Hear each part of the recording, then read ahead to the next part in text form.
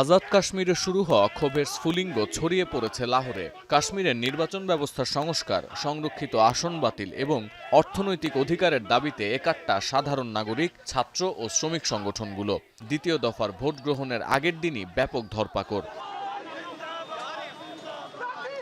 কাশ্মীর সংহতি সমাবেশ শিরোনামে কর্মসূচি ঘোষণা করে শুক্রবার লাহোর প্রেস ক্লাবের সামনে জড়ো হন আন্দোলনকারীরা। অঞ্চলটির শাসন ব্যবস্থার সংস্কার ও নির্বাচনী সহিংসতার প্রতিবাদে সোচ্চার নিষিদ্ধ ঘোষিত জয়েন্ট আওয়ামী অ্যাকশন কমিটির প্রতি সংহতি জানাতেই এই কর্মসূচির আয়োজন।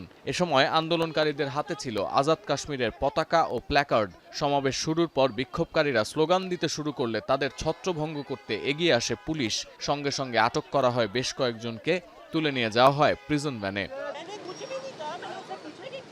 পাকিস্তান নিয়ন্ত্রিত আজাদ কাশ্মীরে নির্বাচন কেন্দ্রিক সহিংসতা এবং বিক্ষোভে গেল ২৭ ও ২৮ জুলাই ৩০ জনেরও বেশি মানুষের মৃত্যুর অভিযোগ ওঠে। প্রতিবাদী সংগঠন জয়েন্ট আওয়ামী অ্যাকশন কমিটি জেএসিসি জানায়, প্রথম দফায় ভোট গ্রহণের দিন এবং এর পরের ২ দিনে নিরাপত্তা বাহিনীর সংঘর্ষে এই প্রাণহানির ঘটনা ঘটেছে।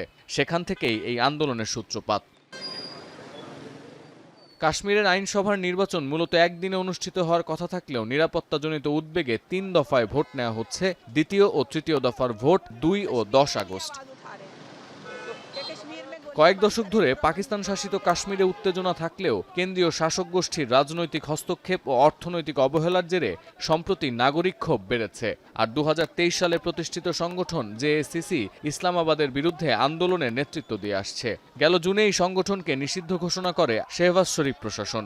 জেএসির মূল অভিযোগ, পাকিস্তানের বিভিন্ন স্থানে বসবাসকারী কাশ্মীরি শরণার্থীদের জন্য সংরক্ষিত ১২টি সংসদীয় আসন ব্যবহার করে কেন্দ্রীয় সরকার স্থানীয় রাজনীতি এবং আঞ্চলিক সংসদকে নিয়ন্ত্রণ করছে। সতীর্থ কর্মকার, এখন বিশ্ব।